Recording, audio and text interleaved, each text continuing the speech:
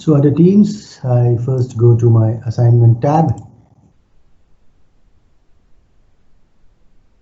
Creating assignments is very similar to the way we were doing assignments in Google Classroom, and both the factors are same. But here, as in Microsoft Teams, there are a few steps which is a little extra which we have to do.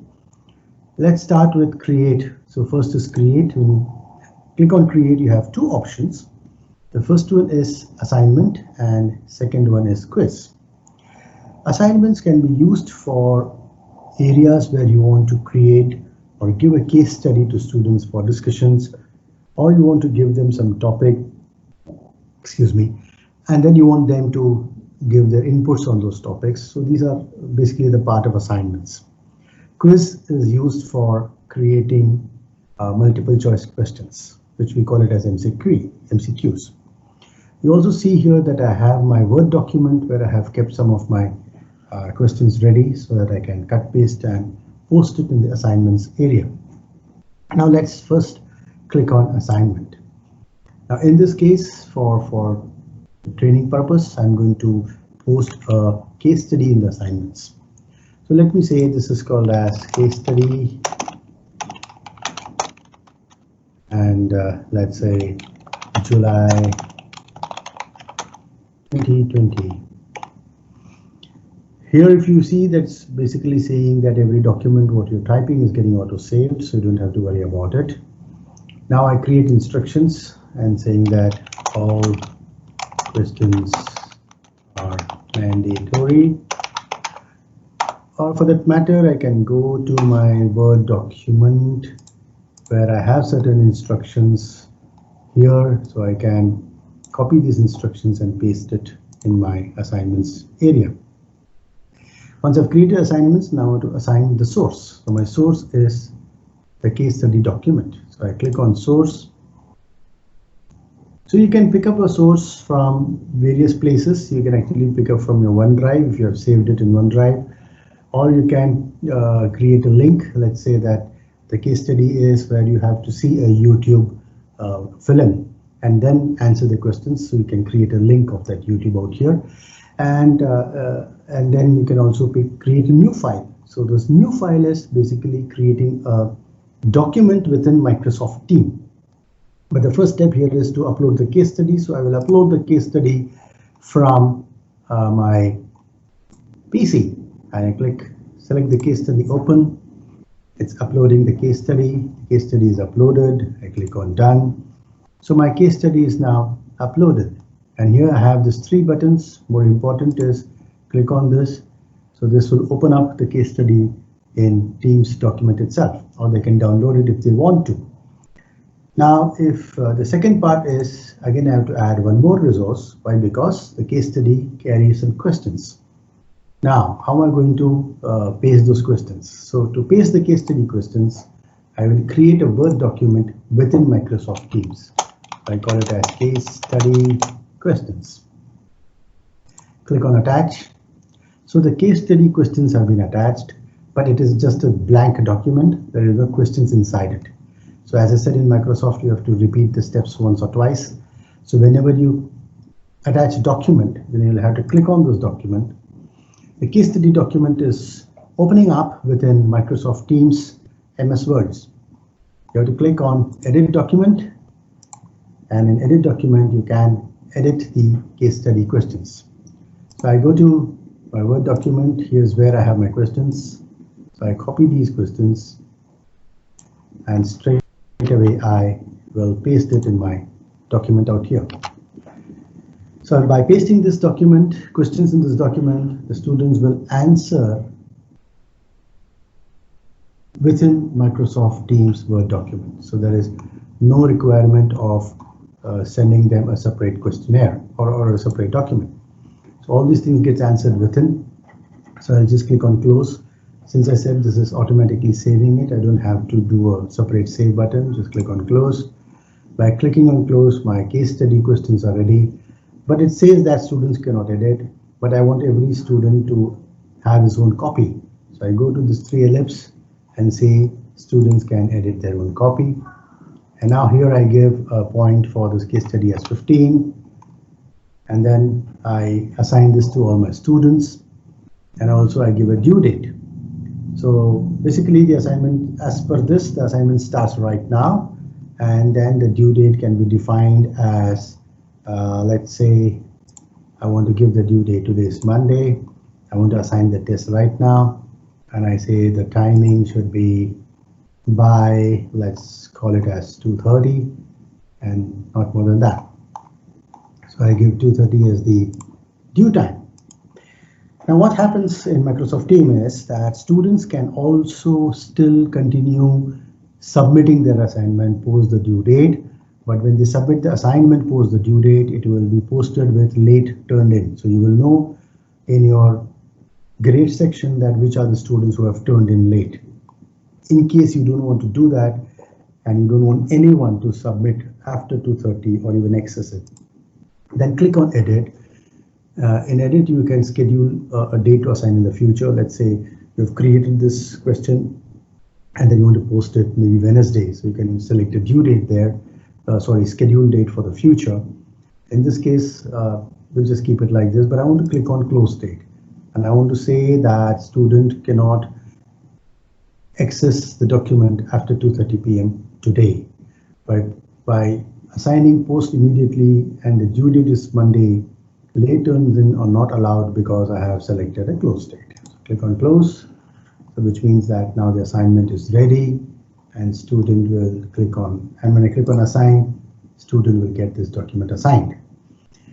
So two things, that when you click on due date and due time, so that is what the system will say to the student, that this document's time due is so and so date and so and so time. But if you click on close date, that means the student cannot access or edit the document post the close date and time. Now if you see, once the assignment is posted, the students will automatically get the message in their post that there's an assignment which is being due on so and so date. In case you have given a date which is future, let's say you're given for Wednesday, and you say that Wednesday 11 o'clock the assignment starts, then the post will appear only on Wednesday at 11 a.m. It will not appear before that. So keep that in mind when you create a future date. Now that's how assignments are being used. Let's now go and click on and create a multiple choice questions. So I click on MCQ. Now here there are two steps which needs to be followed. So you create a new MCQ. So when you create a new MCQ, it opens up the MCQ in Microsoft Forms. You'll have to log in for the first time. I don't know why it takes it to a different page, but I've seen this happening with Microsoft very often. So let me log in. Yes, there we go. Enter the password. Thank God nobody can see my password. Very good. Sign in. You see, it's taking me to Microsoft Forms. In Microsoft Forms, this is my quiz section. If I click on quiz, there's an untitled quiz. I give a name to it as M1 test July 2020. Click on add. So there's the description which is being saved. Click on add. Now, multiple choice question. And normally what I do is whenever I export this MCQ in Excel, I don't get it by roll number. So what I do is I click a text and say enter your roll number. So this helps me because when I export this in Excel, then I can sort it in roll number wise and then copy paste it. And I make this a very mandatory required field, which means students have to answer this particular question, which is mandatory. And of course, no points for this, not required, but I click next question. Let's say my next question is multiple choice once again. So here I go to my tab where I already have my questions posted out here.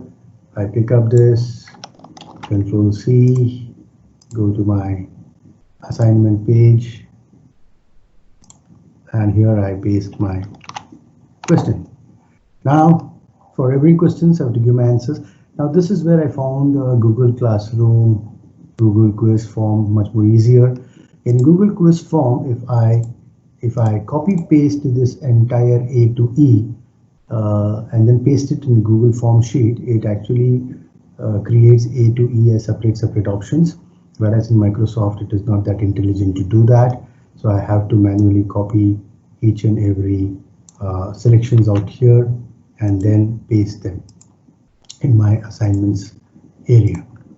I keep pasting this, then go to the next. So it's a little tedious exercise, but yes, it's one time, so you can really do that. In some cases, you can actually post this entire MCQs into in a form of assignment itself. The student will straight away enter here. But the disadvantage when you post this straight into assignment, cut paste, instead of using the quiz form, then you can't shuffle the questions, you can't shuffle the answers, options. So by doing this one by one, this is fine, and you have these three small icons. If you made a mistake, you can delete it. You can also add a little bit of comment, which helps the student as a hint to the question, and then you have to select this as the correct answer, so that system knows that you have identified this as the right answer. So by doing this, you create one more option if you want, and that's how it goes. Now, what is the question points? I say 2 points for this question. This is not required. If some questions needs multiple answers, you can select this box out here. Similarly, add in another question, and here the question is, let's say, how many days in a year? So similarly, have your options, your questions, more options out here. You can have as much of the options as you want. Give a right answer and give some points. So for questions, once you have created, you have a small settings within the questions, so which means more settings for the questions. So if you want to shuffle the options, click on shuffle options, then it will shuffle the options for the questions. You will have to do that for each and every question, so it will shuffle the options when it goes to the students. And once you've created these MCQs, go to these main settings, which is the main setting for the Microsoft Quiz. Click on that. Click on settings, and here you have option for quiz, show results automatically. If you don't have any subjective types, then you can select this, but since I've given a roll number, I don't want the results to be shown automatically. I can show them later on. Who can fill this form? Of course, since all the people are within the organization using Microsoft.com ID, this is by default selected. Options for responses, accept responses, that is fine. So this is the only one settings you have to do. And you also have shuffle questions. You can click on shuffle questions. So this will shuffle all the questions when it goes to the students. So shuffle options as well as shuffle questions. So this is quite interesting. Once you do this, you see there is no save button, so you don't have to worry. Why? Because this automatically gets saved within the forms. And you close this. Having done this, that doesn't mean that you have actually assigned the quiz. No, you just created the form. You have to go back to create once again, click on create, this time select quiz, and you find the quiz is appearing in this choose quiz drop down. Click on M1 test July 2020, click next, and now is the time when the quiz is being assigned. When the quiz has been assigned, so I've assigned these questions and I've made this as all compulsory. Or maybe you can cut paste the instructions straight away from here. So I have these instructions out here. Maybe I think none of these are important. I'll just leave the instructions blank right now. Just enter as all questions compulsory. All right. So that finishes the type of you create assignments and both in terms of quiz as well as subjective. Now suppose you have to take let's say M1 for 20 marks, out of which 12 marks are MCQs and 8 marks is subjective. Then I recommend you create two assignments. One assignment should be MCQs only, and create another assignment as subjective, and give two different time frames with due time and due date. So by this, students will get two assignments. They'll finish off the first one, and then the second assignment starts. They'll finish off the second assignments, and of course, since the close date and time is mentioned, the sheets gets locked. And that's the advantage of using this close date feature. So by this I assign this document, and once I assign this document, I will now have ensured that the documents is now being posted to the students. Now let's see, let us try and see how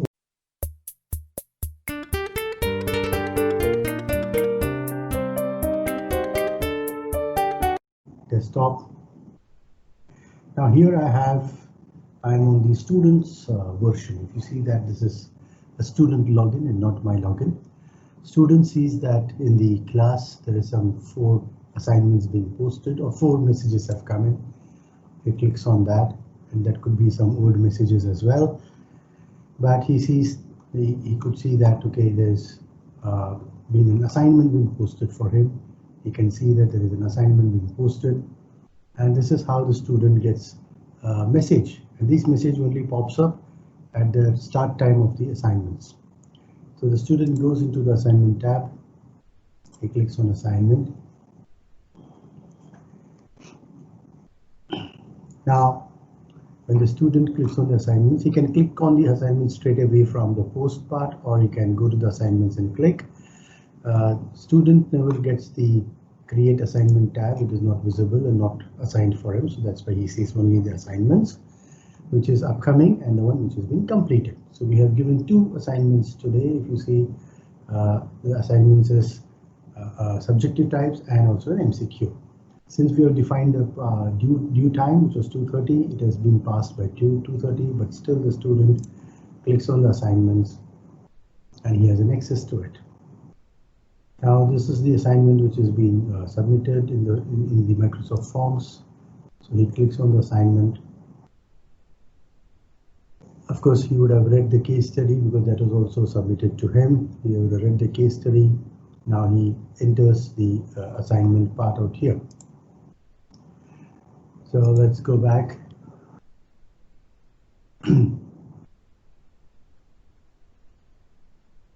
So there is an M1 test which has been assigned to him. So he clicks on the M1 test. So when the student opens up, the document opens up in Microsoft Teams, and he has to answer these questions. If you see here in this MCQ, there are these questions, so I can click on the multiple choice. Student enters his roll number and how many days, and then clicks on submit. After finishing this, he clicks on close. But if you see here, once he has submitted and clicked on close, this is where it says that the student has handed in the test. So which means that he has completed and he has handed in this test. Now since a close date is also assigned, he cannot resubmit this particular part. So that way the student finishes off his assignments. If there are any more assignments which has been there, he can click on that, and he can also enter the test which has been assigned to him.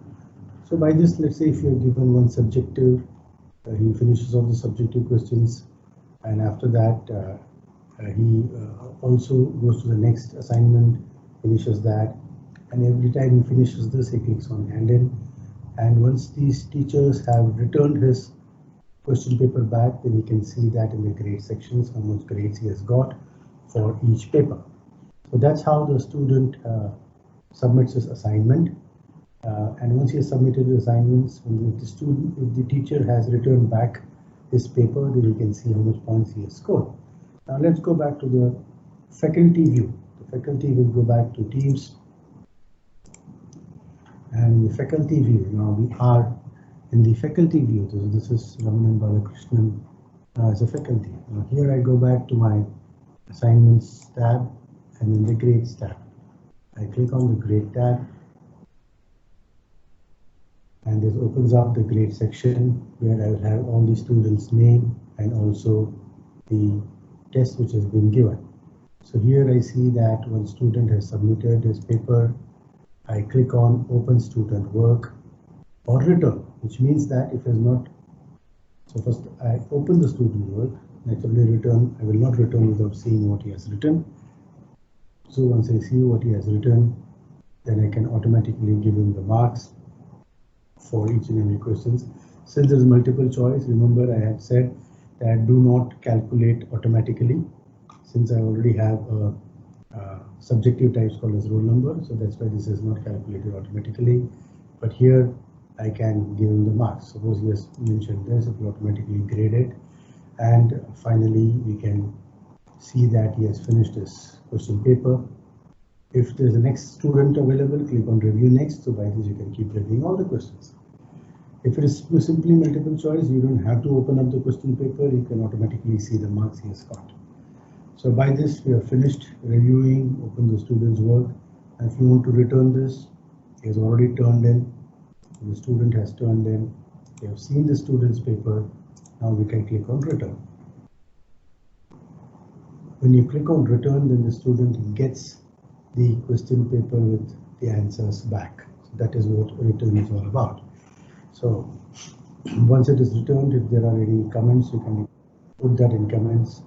You go back to the student section out here, and here the student will see that his question paper has been returned, and he will also open up and see what is the marks he has got for that particular test.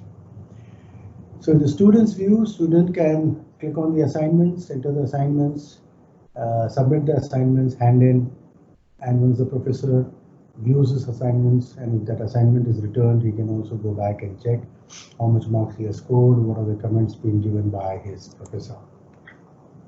And that is the feature of returned. So if you have returned, then only these marks are captured. Otherwise, the marks remains in this column. You can manually upload these marks into your Excel sheet. But if you have returned, then those returned marks are available in export to Excel format.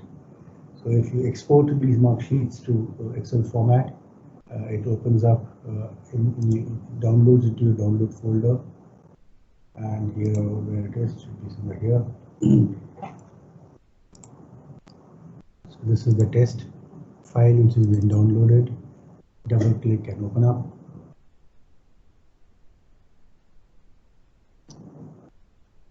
And by this, the export to Excel has happened. If you see here that for one test, since I had returned the mark, the question paper after correcting it, that is why it is giving me 2 out of 4. If you have not returned, but still you want to export it, you will not get these marks which you have assigned. Please make a note of it. In Excel file, if you want to see all the marks which you have assigned, then it is mandatory to return the question papers back to the student.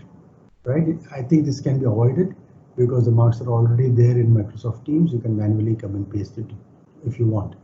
But if you want to be the marks also to be visible in the export Excel file, then make sure that you return the answer papers.